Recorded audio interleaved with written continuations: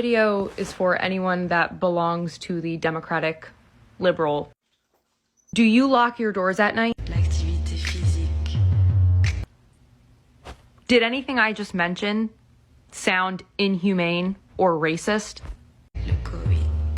Tu aimes ça? What makes immigration different? Closing our borders isn't saying F you. The border's closed, babe. See, everything is a conspiracy when you don't actually know how anything works. But let's break it down. First of all, you compare us to a house. So the first problem is you don't own this house. At best, this is public property that was stolen from the previous owners who were either killed or sent to the swamp to live. You don't own this house. Second thing is, while you dismiss racism as part of the immigration problem, I would encourage you to look at all the Republican propaganda around immigration, all the videos, all the pictures. What color are those people? I'll give you a hint. They don't look like you or me. In your own video, you had to catch yourself to throw Canada into the mix because you kept referencing Mexico very passionately. Also, the data doesn't support your conclusion, and facts are way more important than your feelings. In the year of our Lord, 2024, illegal border crossings are down 55%. Crossings without encountering a border patrol officer are down 60%. 700,000 illegal immigrants were deported, and that is more than any year since 2010. These numbers come from the official Border Patrol and Customs website. They release a monthly update. Now, while you repeated several times that you're doing this respectfully in your very condescending video, I'm gonna take it at face value and say that you genuinely don't think you're being racist with this argument, even though you're ignoring all the data that exists. Let me point out your racial bias. First, the heavy emphasis on Mexico. And I've never seen a Republican give a speech about border issues where they weren't talking specifically about Mexico. I have never seen Canada even mentioned.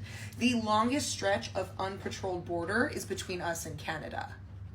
You also threw fentanyl in the mix. You are never gonna guess who imports the most fentanyl into this country. I don't know if you've seen a map, but we don't exactly share a border with these guys. Again, where's the racial bias? You immediately, in your analogy, the immigrant is the criminal breaking into the house. So there's that association, as with Republican propaganda, that illegal immigrants are committing all these crimes. Facts don't care about your feelings. From the National Institute of Justice, illegal immigrants are arrested for violent crimes at less than half the rate per capita US-born citizens, less than a quarter of the rate per capita for property crimes. And those numbers were taken in Texas. Because if you're fleeing war, poverty, gang violence, and you're trying to get into a country to do literally anything that you can do to save your family, you're not going to commit crimes that are going to get you kicked out. So while you dismiss it, this isn't racism. Well, the reason people think it is because all of your propaganda only includes brown people. You never mention Canada in any of your talks. You blame Mexico as the #1 fentanyl importer and blame illegal immigrants for crimes they aren't committing.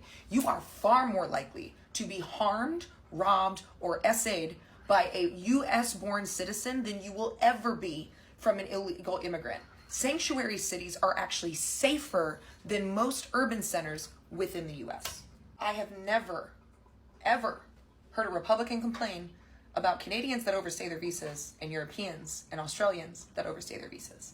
And another reason that some people may be saying maybe she's born with it, maybe it's racism, is because this fall we had one of the best immigration reform laws set to pass in the US House and Senate. This was a Republican bill and it was good law. It would address what happens at the border, it addressed asylum, and it addressed making a meaningful path to citizenship for people who want to, as you said, knock on the door first. And what did the Cheeto do?